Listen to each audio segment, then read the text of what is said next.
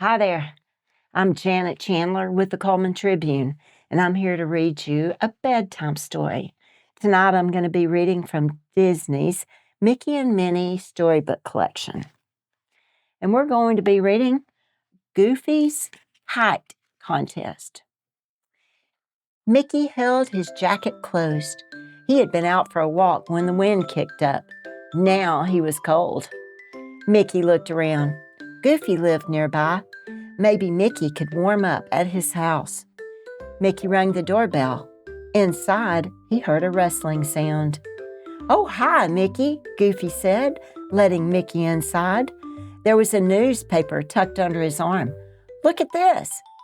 Goofy held out the newspaper and pointed. "Kite contest," Mickey read out loud. "Can you believe it?" Goofy said. "The contest is in 1 week. Whoever flies their kite the highest wins a prize." "Gosh," Mickey said, "that sounds like fun." Goofy grinned.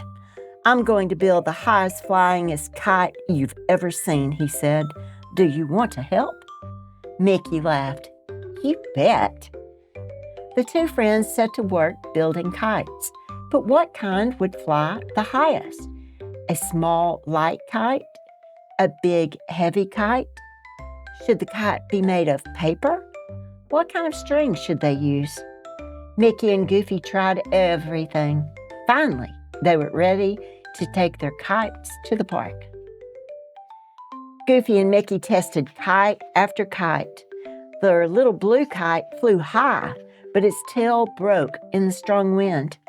Their dragonfly kite was pretty, but it was hard to steer.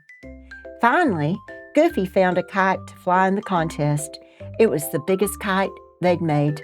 The string was thick and strong, and the kite was more than 10 feet tall.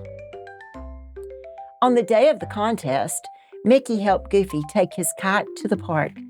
It was so big it wouldn't fit in the car.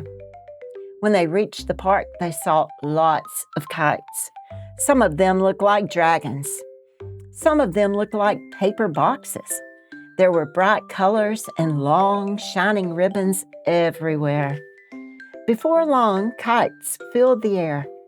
Goofy's kite tugged hard at the string. He let more and more string slip through his fingers. Soon, his kite was higher than anyone else's. "You're doing it, Goofy!" Mickey cried. "You're winning!"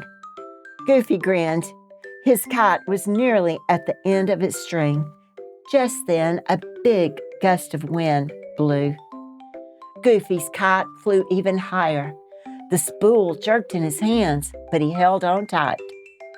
Goofy's kite soared up and up. Goofy dug his heels into the ground, but it was no good. The kite was too strong. Hanging on to the spool, he rose into the air. "Mickey!" Goofy yelled. "What do I do?" "Don't let go," Mickey shouted. His voice sounded far away. Goofy looked down.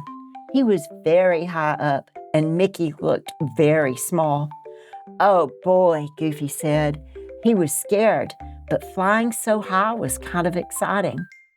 Goofy wiggled around. Soon the kite string was tied tightly around his waist. Hanging from his kite, Goofy flew through the air. Beneath him, the town swept by. "There's Donald," he said, "and there's Minnie." Goofy shouted and waved to his friends, but he was too high. They didn't see him.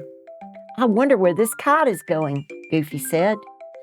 Suddenly, Goofy heard a voice cry, "Hang in there, Goofy!" He looked around. Who was shouting at him? It was Mickey. He was following the kite in his car. Mickey pointed at something in the distance. "Try to land on that hill," he yelled. Goofy nodded. He untied the string around his waist and got ready to land. As Goofy's feet hit the ground, he let go of the string. The kite flew away. Mickey parked the car and ran over. "Gee, Goofy, you won the contest, but you lost your kite." "That's okay, Mickey," Goofy said. "I don't think I'm going to be flying any more kites for a while." "I bet," Mickey agreed. "Yeah," Goofy said. I'm going to learn how to fly airplanes instead. The end. Good night and sweet dreams.